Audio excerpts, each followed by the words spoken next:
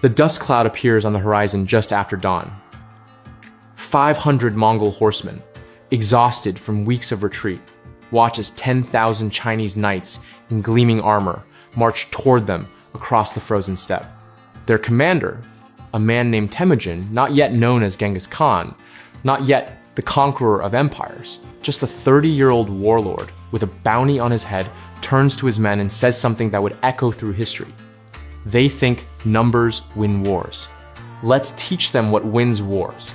In 90 minutes, those 10,000 warriors would be scattered, broken, fleeing for their lives. In 90 minutes, one of the most lopsided military victories in human history would reshape the fate of Asia. And it all started with a decision that seemed like suicide. But here's the thing.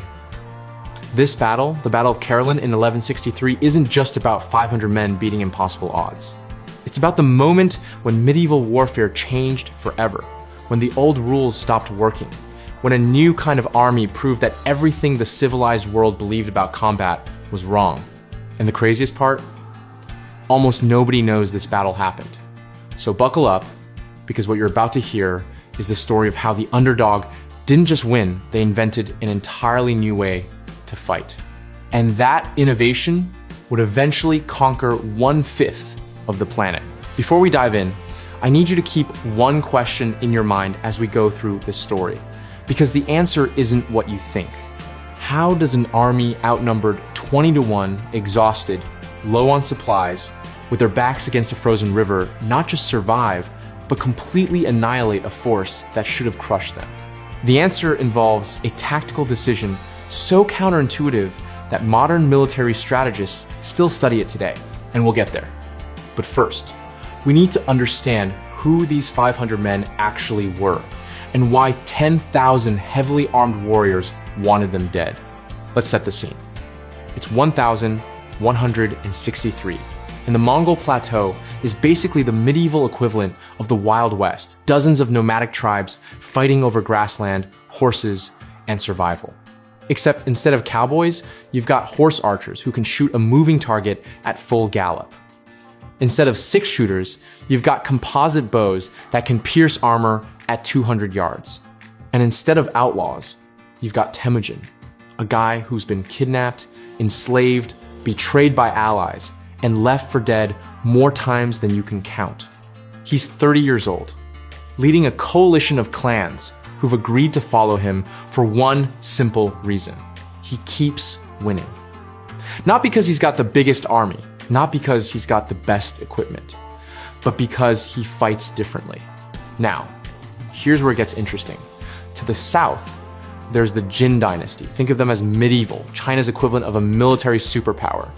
They've got millions of people, fortified cities, advanced metallurgy, and a professional army that makes the Mongol tribes look like scattered gangs.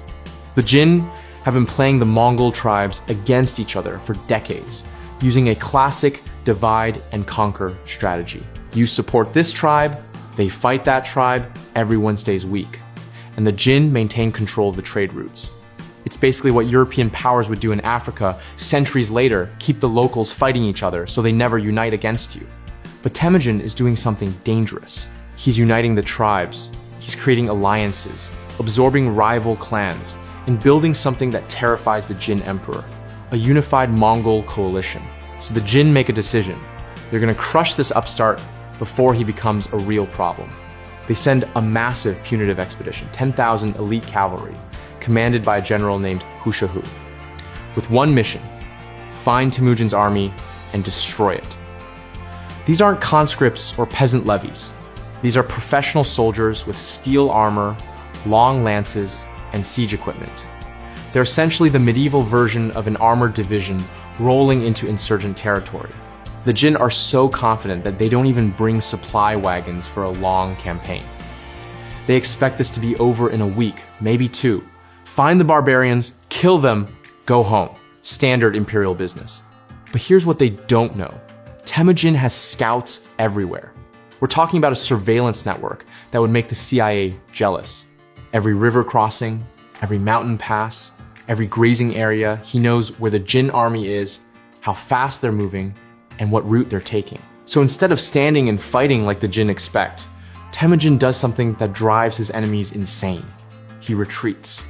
For 3 weeks, he leads his 500 core warriors north, deeper into Mongol territory, away from the Jin supply lines, away from reinforcements.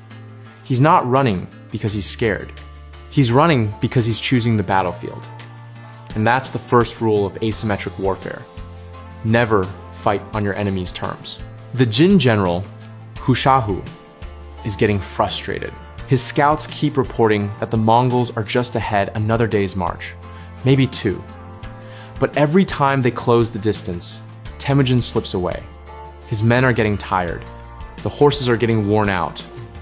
And now they're deep in hostile territory, far from their supply base, and winter is coming. Hushahu faces a choice: turn back and admit failure, or push forward and finish this. He chooses forward, because in his mind, he's hunting a ragtag group of barbarians who are running scared. He's got 10,000 men, they've got 500. The math seems simple, except the math is about to stop mattering. Here's where Temujin's genius starts to show. He's not just retreating randomly, he's leading the Jin army to a very specific location. The Kerülen River Valley, a place he knows intimately because his tribe has hunted and camped there for generations. Imagine a wide, shallow river with marshy ground on both sides, surrounded by low hills and open steppe. To a Jin commander looking at it, it seems like decent cavalry terrain, flat, open, plenty of room to maneuver a large force. But Temujin sees something different. He sees a killing field. And here's the setup. He's gonna let the Jin army think they finally cornered him. November in Mongolia is brutal.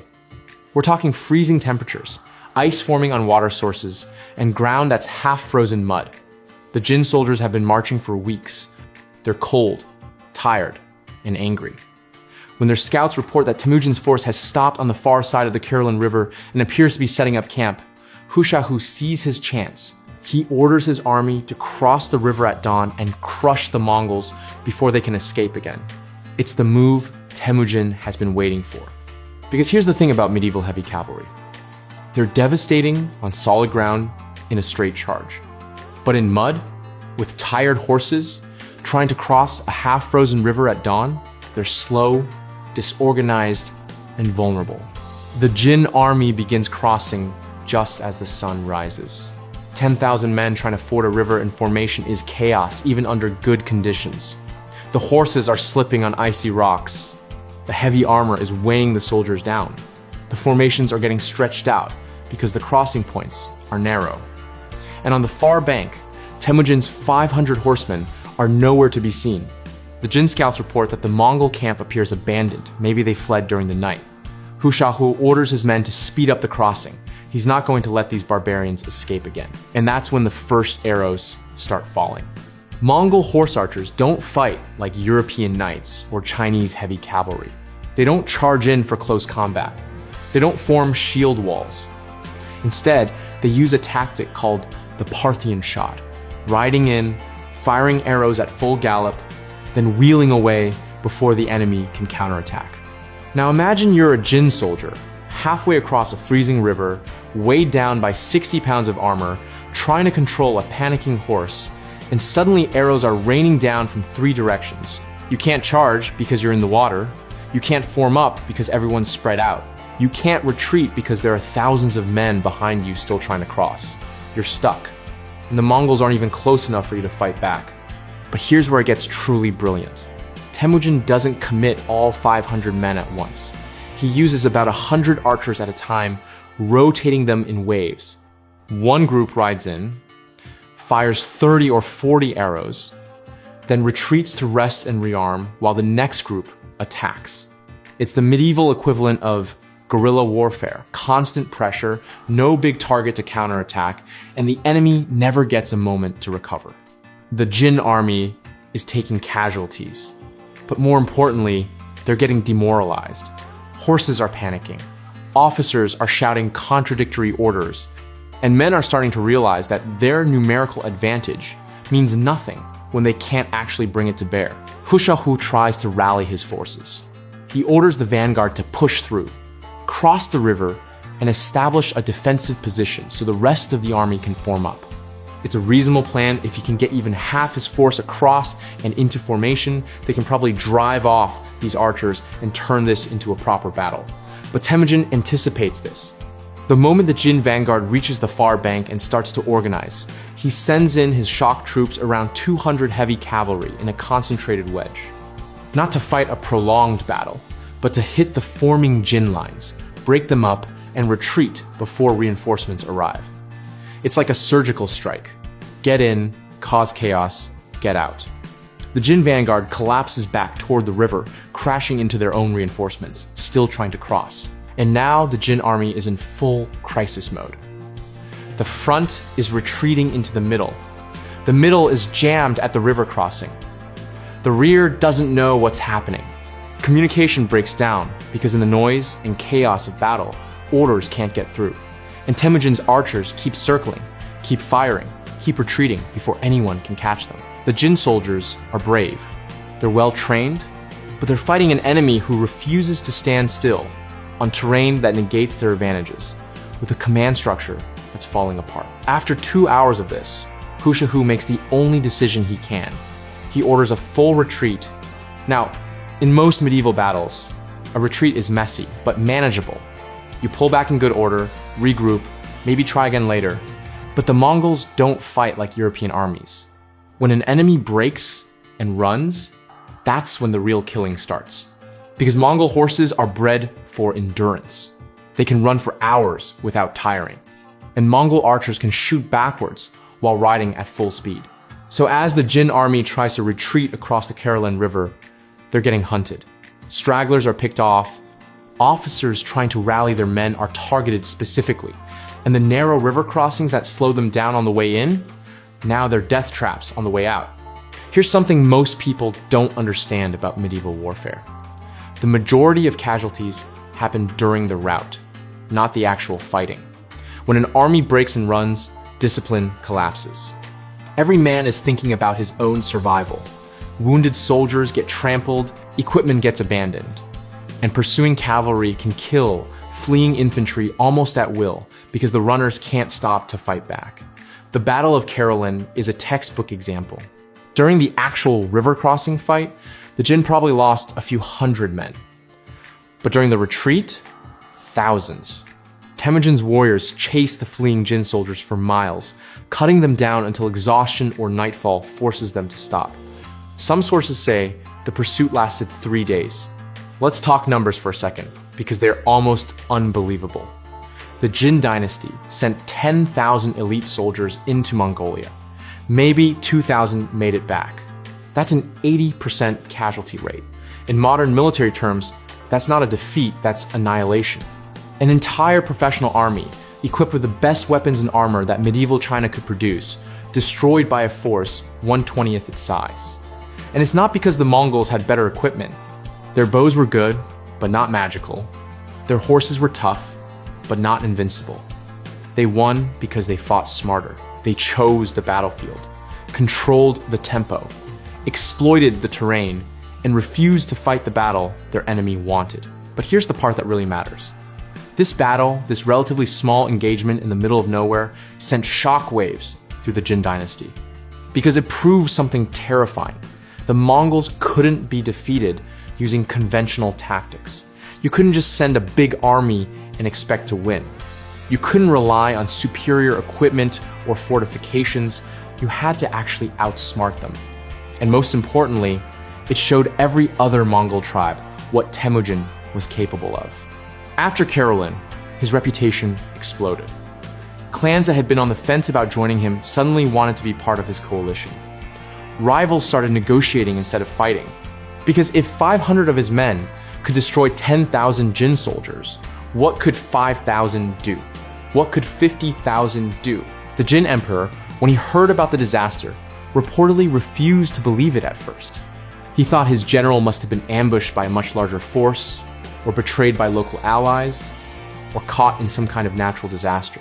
The idea that a nomadic warlord with a tiny army could tactically outmaneuver and destroy a Jin expeditionary force was basically unthinkable. But the survivors' reports were consistent.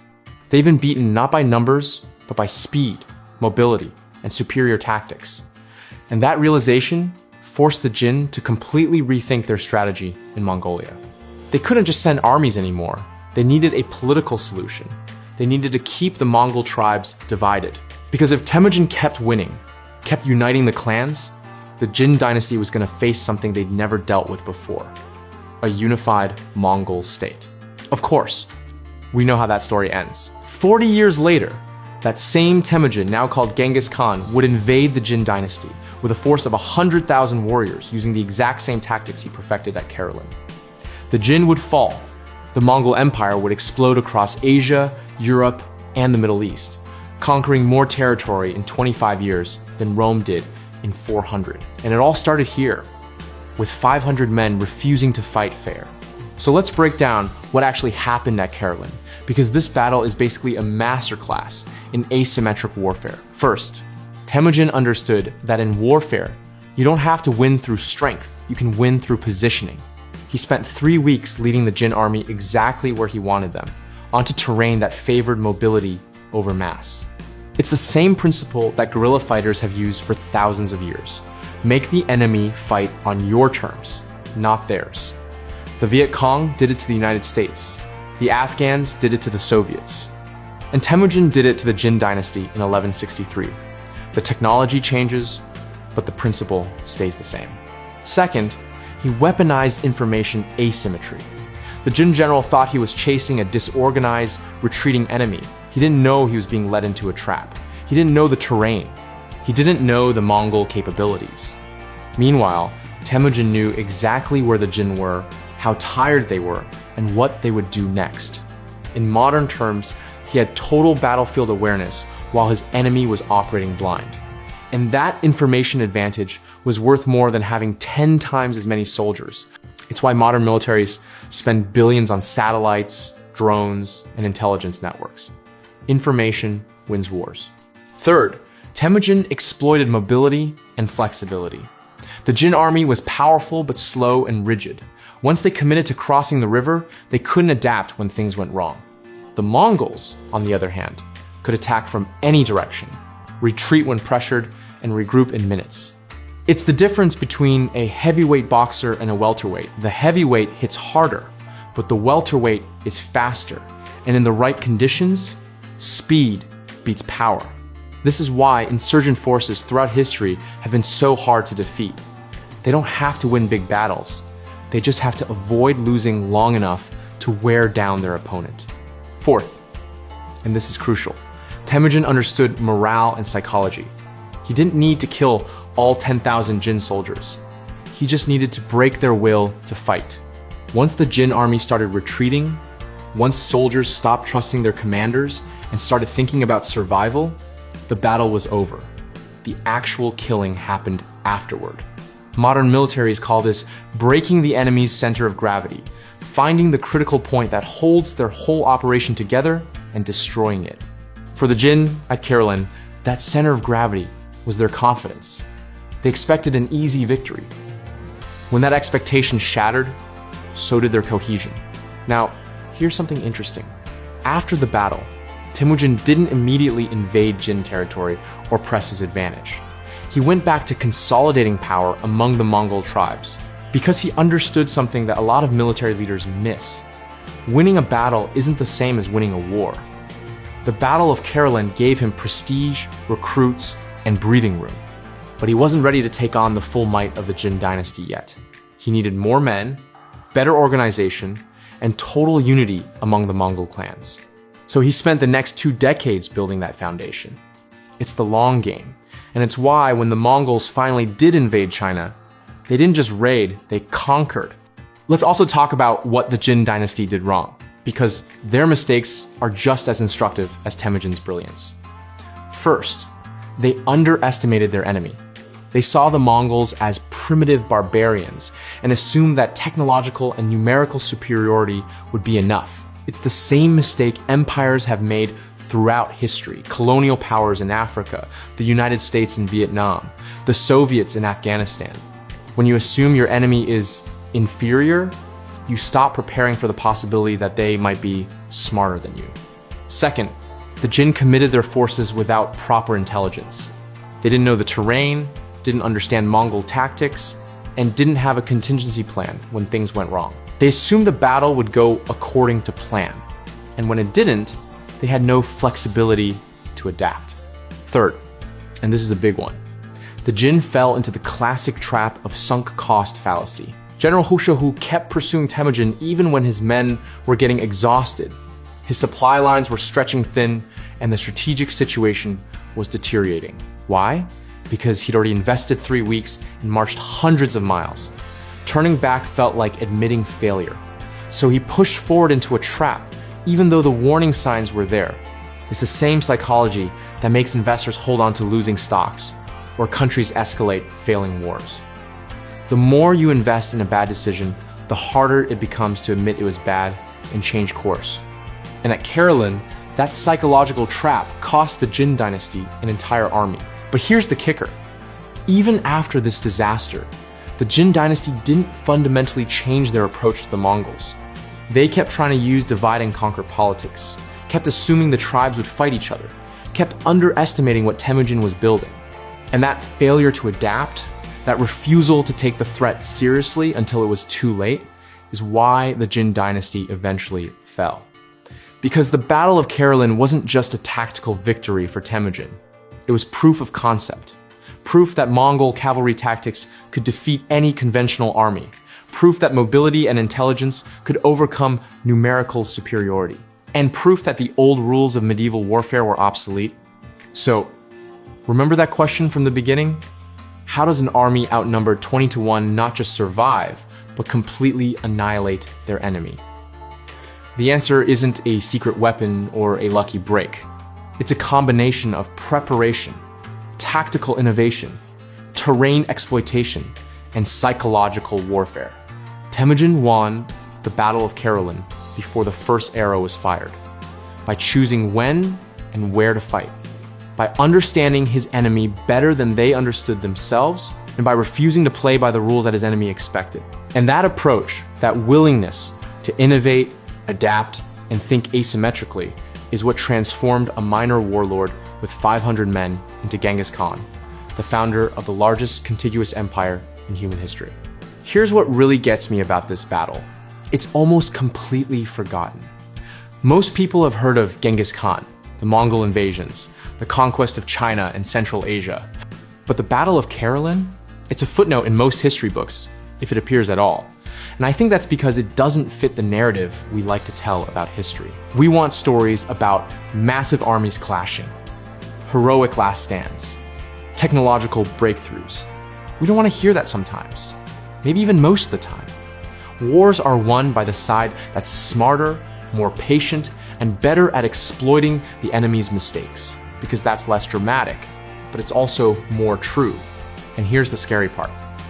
The tactics that Temujin used at Kerulen, mobility, intelligence, asymmetric warfare, psychological operations, those are still the foundation of modern military doctrine. Special forces operations, insurgent tactics, guerrilla warfare, drone strikes, they're all variations on the same theme. Don't fight fair, don't fight where the enemy is strong. Choose your battlefield, control the tempo, and make your enemy fight on your terms. The technology has changed. The scale has changed. But the principles, they're the same ones that a 30-year-old Mongol warlord figured out on the frozen steppe in 1163. And they're probably going to stay relevant for as long as humans fight wars. The Battle of Kerulen isn't just a cool historical story. It's a case study in what happens when innovation meets opportunity, when a brilliant tactician gets to choose his battlefield, and when an empire gets too comfortable assuming that size and strength equal victory. It's a reminder that history doesn't always favor the biggest army, the best equipment, or the most resources. Sometimes, history favors the guy who's willing to think differently. And in 1163, on the banks of the Kerülen River, 500 Mongol horsemen proved that lesson in the most violent and definitive way possible. So here's my question for you, and I really want to hear your thoughts in the comments. If you were the Jin Emperor in 1163, and you just got news that your 10,000-man army was destroyed by 500 nomads, what would you do? Would you send an even bigger force to crush them? Would you try to negotiate? Would you attempt to divide the Mongol tribes and turn them against each other? Or would you recognize that you're dealing with something new, something dangerous, and completely change your strategy? Because the decision the Jin made in response to Kerulen shaped the next 50 years of Asian history. And honestly, I'm not sure they ever figured out the right answer. Let me know what you think. And if you enjoyed this deep dive into one of history's most underrated battles, hit that like button and subscribe, because we've got plenty more stories like this coming your way. Thanks for watching.